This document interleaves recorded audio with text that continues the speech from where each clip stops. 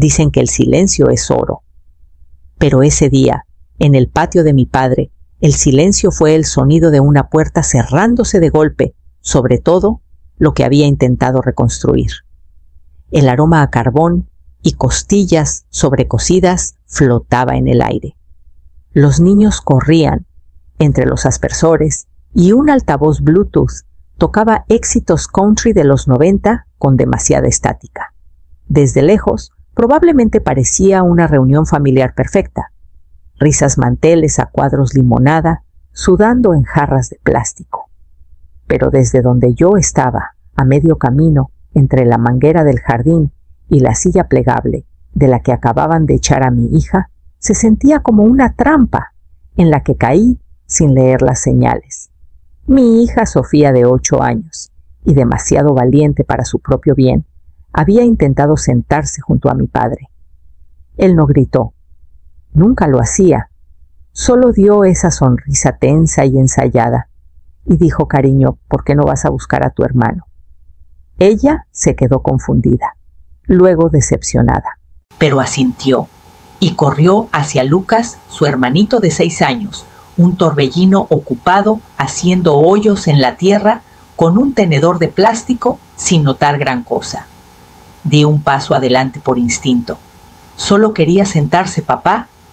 No me miró al principio, solo tomó su cerveza y observó la parrilla como si pudiera darle una razón para no hablar. Pero luego suspiró uno de esos suspiros largos y cansados que siempre precedían algo que él creía que sonaba sabio. Ya no podemos seguir fingiendo, Alejandra. Mi estómago se tensó. ¿Fingiendo qué?, pregunté, sabiendo que me arrepentiría. Entonces me miró de verdad, y por primera vez en mucho tiempo no vi un destello de calidez ni de recuerdos, ni siquiera de un cariño incómodo. Solo determinación. Este no es su hogar. Esos niños no pertenecen aquí. El aire se me escapó antes de que pudiera responder. Siguió como si no acabara de romper algo. Tú tomaste tus decisiones, dejaste un matrimonio, una vida decente. Si quieres vivir así, está bien. Pero no los traigas aquí, esperando que juguemos a seguirte la corriente. No lloré, no grité. Solo miré más allá de él, al patio donde mi hijo giraba en círculos y mi hija abrazaba sus rodillas sola en un pedazo de césped. Y en ese momento algo en mí se apagó. O tal vez se encendió, porque en ese instante supe nunca volveríamos. El primer corte no vino de las palabras de mi padre. Llegó años antes en una sala que olía levemente a limpiador de limón y desaprobación. Tenía 24 años cuando les dije que estaba embarazada, sin casarme, sin estabilizarme. Solo 2 líneas rosadas en una prueba y un nudo en el estómago que parecía no irse nunca. Me senté en el sofá floral de su casa en Mérida, el mismo donde me acurrucaba después de misa con una caja de jugo y los cómics del domingo. Pero ese día, mis rodillas se pegaban al borde de vinilo y no encontraba dónde poner las manos, sin sentirme como en una escena del crimen. Mi madre no dijo nada al principio, solo dobló su trapo de cocina 3 veces antes de dejarlo. Mi padre no me miró. ¿Se va a casar contigo?, preguntó al fin. No dije. Silencio. Intenté sonreír, suavizarlo. Pero voy a tener al bebé. Parpadeó una vez. Luego me miró como si acabara de confesar un incendio provocado. No te criamos para ser imprudente. No era rabia. Ni siquiera crueldad. Era más frío que eso, decepción entregada como un veredicto. Sin gritos, sin portazos. Solo el desmantelamiento silencioso de lo que alguna vez fue incondicional. Desde ese día, dejé de ser su hija en lo que importaba. No me desheredaron del todo. Eso habría requerido demasiada pasión. En cambio, me recortaron de los bordes de sus vidas como un hilo deshilachado. Seguían invitándome a cumpleaños, pero solo a los grandes. Enviaban tarjetas de Navidad, pero nunca dirigidas a Alejandra, Sofía y Lucas. Solo Alejandra, mi nombre singular. Como si los niños no existieran. Cuando nació Sofía, llamé a mi madre desde el hospital. Dijo que estaba contenta de que todo saliera bien y preguntó si había recordado enviar notas de agradecimiento a las enfermeras. Cuando llegó Lucas 2 años después, nadie vino a visitar, ni siquiera flores. Aún así lo intenté. Llegué a Acción de Gracias, con pasteles caseros, y 2 pequeños con suéteres a juego. Traje fotos enmarcadas para la chimenea. Enseñé a mis hijos a decir por favor y gracias, y sí señor, y no señora, esperando que los modales ganaran lo que el amor no había. Pero cada intento recibía la misma cortesía heladas sonrisas que no llegaban a los ojos, preguntas que nunca iban más allá de las calificaciones o alergias. Pensé que el tiempo podría descongelar algo. Me equivoqué. Lo que tomé por progreso era solo una demora educada. No estaban esperando para darnos la bienvenida. Esperaban que nos rindiéramos y desapareciéramos, y una parte de mí lentamente comenzaba a estar de acuerdo con ellos. Hasta ese día en el patio. Ese día el corte dejó de ser silencioso. Siempre sonreían para las fotos. Cada Semana Santa, cada 16 de septiembre, cada cumpleaños con un pastel de supermercado y platos de papel que decían ¡qué bendición! Nos alineábamos en el porche como en una vitrina de tienda por departamentos. El abuelo en el centro, los nietos por orden de altura, los adultos flanqueando como centinelas. Yo sostenía a Sofía o Lucas en la cadera, ponía mi mejor sonrisa de todo está bien y esperaba el clic. Y cuando terminaba, todos volvíamos a fingir, fingiendo que mis hijos no notaban que eran los únicos a los que nunca invitaban a dormir, fingiendo que nadie veía que había fotos enmarcadas de todos los otros nietos en el pasillo excepto de ellos, fingiendo que no notaba a mi padre tensarse cada vez que Lucas lo llamaba abuelo, como si no estuviera seguro de tener el derecho. Lucas no lo notaba. Tenía 6 años y estaba más interesado en sándwiches de queso que en subtextos. Pero Sofía empezaba a sentirlo. A los 8 años dejó de llamar a mi padre abuelo. Empezó a llamarlo señor Torres, como a su maestro en la escuela. No sé de dónde lo sacó, pero no la corregí. Él tampoco. Luego vino la pregunta. Era un jueves por la noche, tarde, después de su baño. Su cabello olía a champú de lavanda y estaba coloreando en la alfombra de la sala mientras yo doblaba ropa. No levantó la mirada cuando preguntó: «Mamá, ¿por qué no le caigo bien al abuelo?» Me quedé helada con calcetines en la mano. «¿Por qué dices eso?», pregunté suavemente. Encogió los hombros. «Habla con Olivia y Noah. Les da chicles». «Nunca habla conmigo». Tragué saliva. Mi instinto fue defenderlo. Mentir, suavizar, alisar. Está cansado. No lo hace con esa intención, pero no pude. Ya no. No cuando la estaba lastimando como antes me lastimó a mí. Así que dije lo único que pude. A veces las personas no saben cómo ser amables, aunque deberían. Entonces me miró.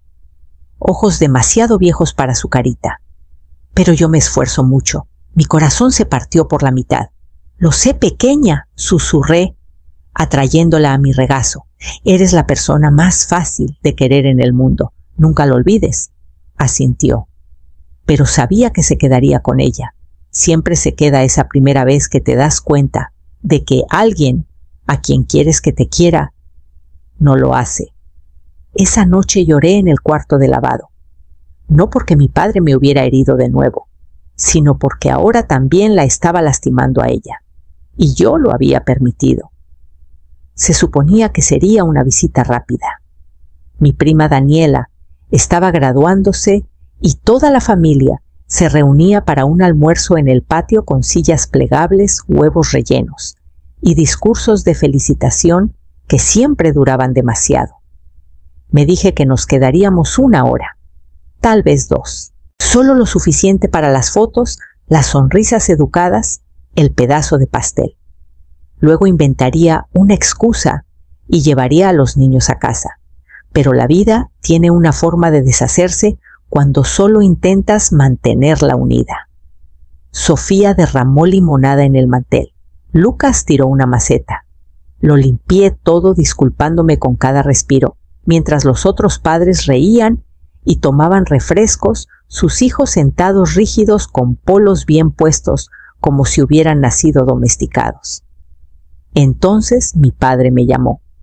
Estaba junto a la parrilla, otra vez el lugar al que siempre parecía retirarse cuando necesitaba distancia, pero aún quería control. El sol estaba detrás de él, así que tuve que entrecerrar los ojos para verle la cara. O tal vez eso era intencional. ¿Tienes un minuto?, preguntó sin mirarme. Asentí. Hizo un gesto hacia el lado del patio, lejos de las mesas. Lo seguí cuidando mantener la postura recta, como si eso pudiera protegerme. No perdió tiempo.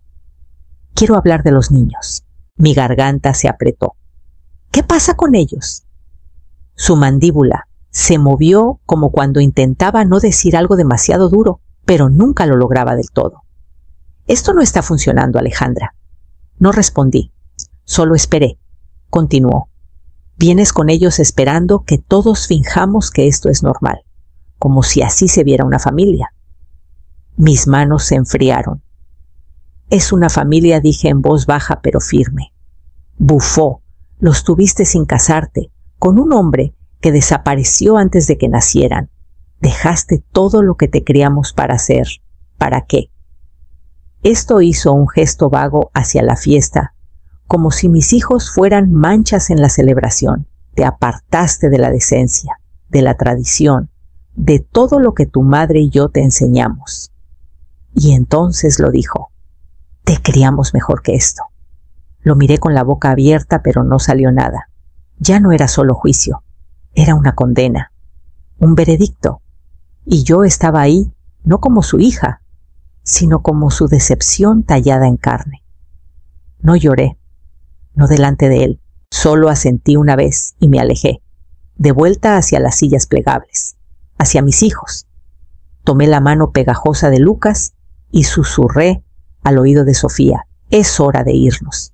Y por primera vez no prometí que volveríamos, porque lo sabía. No lo haríamos. No cerré la puerta de golpe. No hubo gritos, ni maletas arrojadas por las escaleras, ni palabras finales dramáticas. Solo silencio. Y una mujer que finalmente había llegado al límite de lo que estaba dispuesta a soportar. Esa noche después de la fiesta de graduación, acosté a los niños en sus camas en la habitación de invitados, la misma donde mi madre solía guardar papel de regalo y platos para cazuelas de emergencia. Sofía se acurrucó bajo el edredón floral, aún aferrada al cuaderno de dibujo que llevaba a todas partes. Lucas estaba profundamente dormido, con el pulgar en la boca, abrazando un dinosaurio de peluche desgastado. Me quedé en el pasillo mucho tiempo viéndolos dormir. La luz de la puerta entreabierta caía sobre sus rostros como luz de luna suave e irregular. Luego me dirigí al dormitorio principal. Mis padres aún estaban despiertos. Podía escuchar murmullos detrás de la puerta, voces bajas y apagadas. Tal vez repasaban el día, tal vez hablaban de mí. No me acerqué. No necesitaba escuchar. En cambio, entré a la cocina. Abrí el refrigerador, me serví un vaso de agua y miré por la ventana más allá del patio donde todo comenzó, donde Sofía una vez intentó sentarse junto a su abuelo y le dijeron suavemente que no pertenecía. El peso de cada momento ignorado, cada mirada esquivada, cada saludo navideño tibio, cada recuerdo al que no fuimos invitados.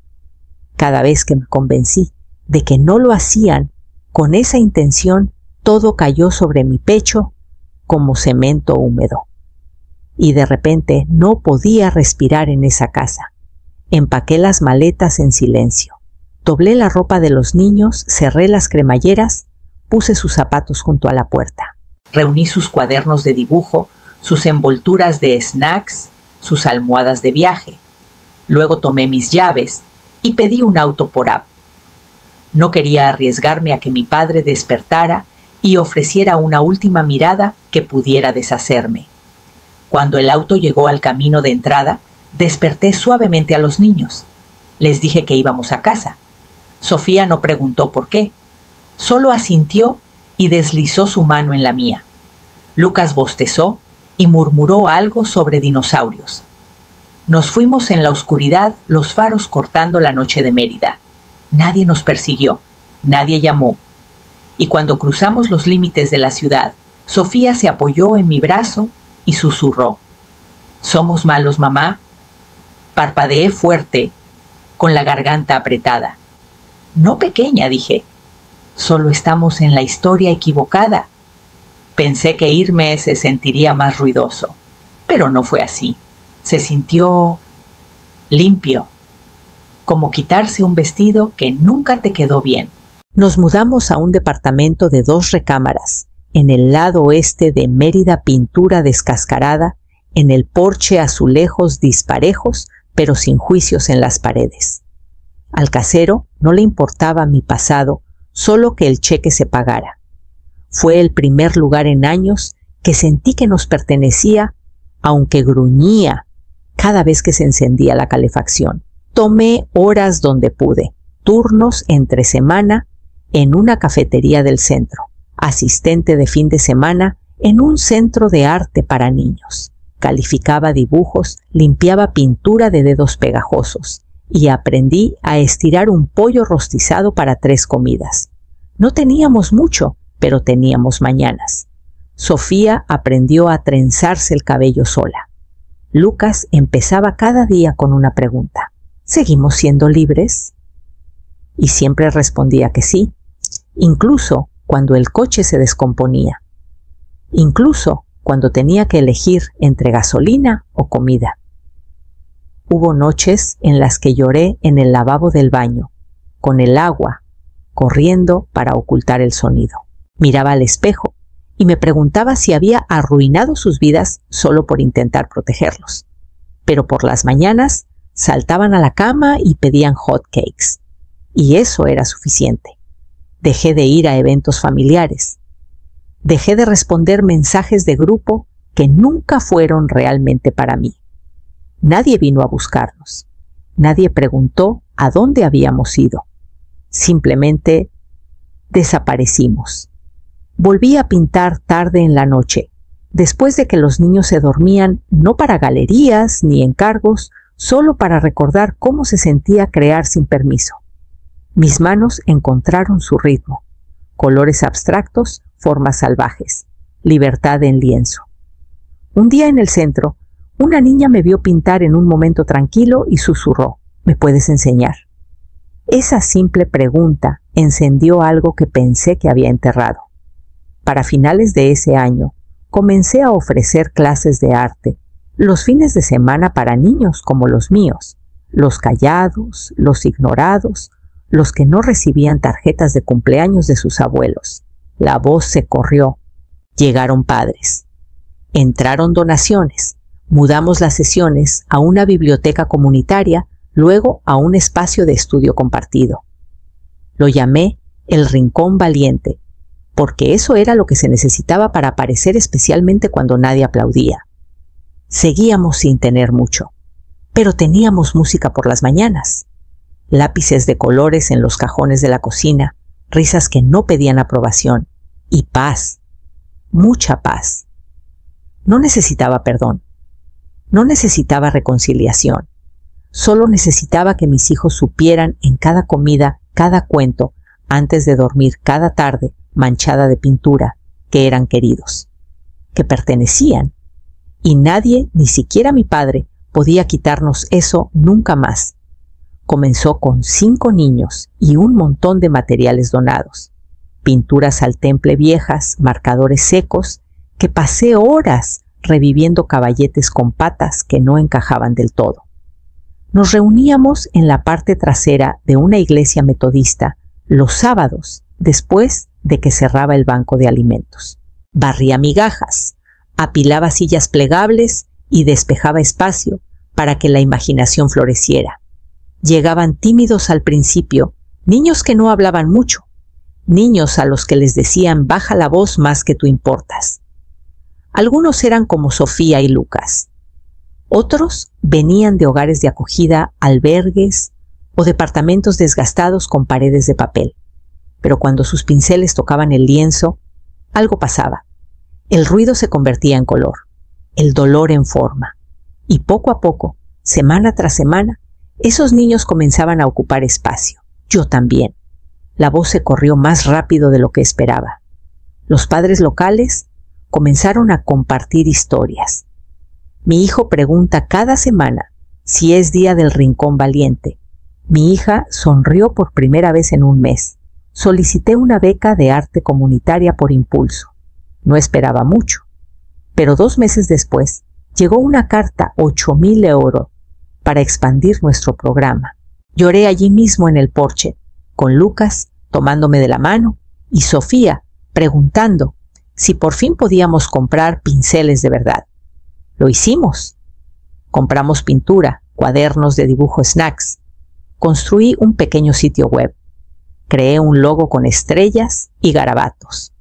Para cuando nos mudamos a un pequeño local en el centro, había 30 niños inscritos. Contraté a otra maestra.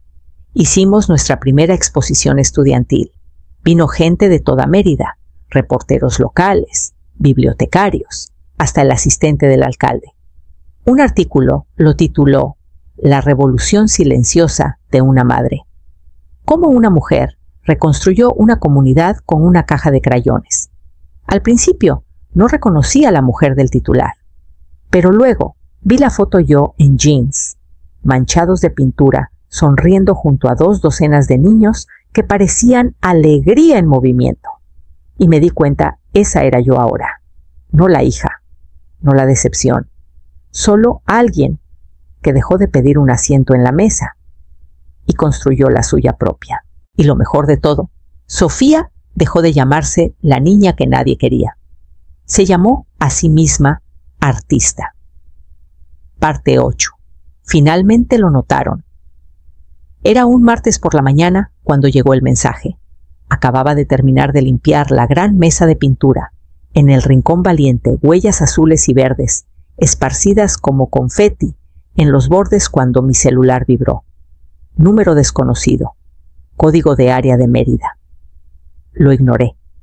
30 segundos después apareció un mensaje de voz. Lo reproduje con una mano mientras tiraba toallas de papel usadas al bote.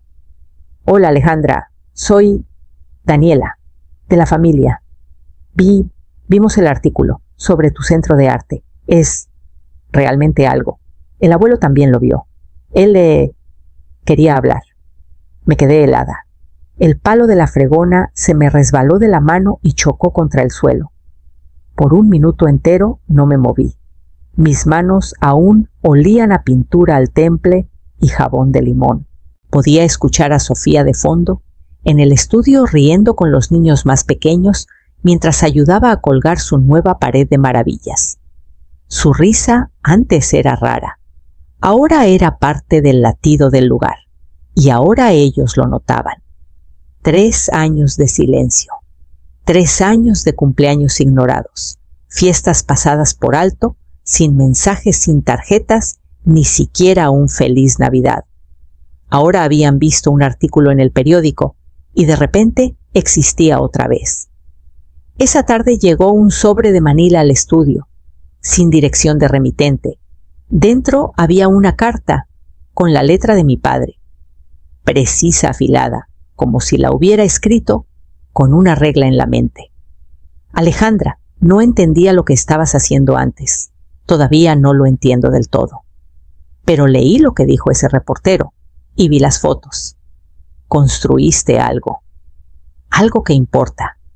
Me gustaría verlo por mí mismo, si lo permites. Papá sin disculpas, sin mencionar a Sofía ni a Lucas. Solo la arrogancia silenciosa de alguien acostumbrado a ser recibido de vuelta sin tocar la puerta. No respondí, ni esa semana, ni la siguiente, porque finalmente entendí algo yo también. El reconocimiento que llega después de que demuestras tu valor no es amor. Es posesión intentando aferrarse a lo que perdió. Y yo ya no estaba disponible para eso.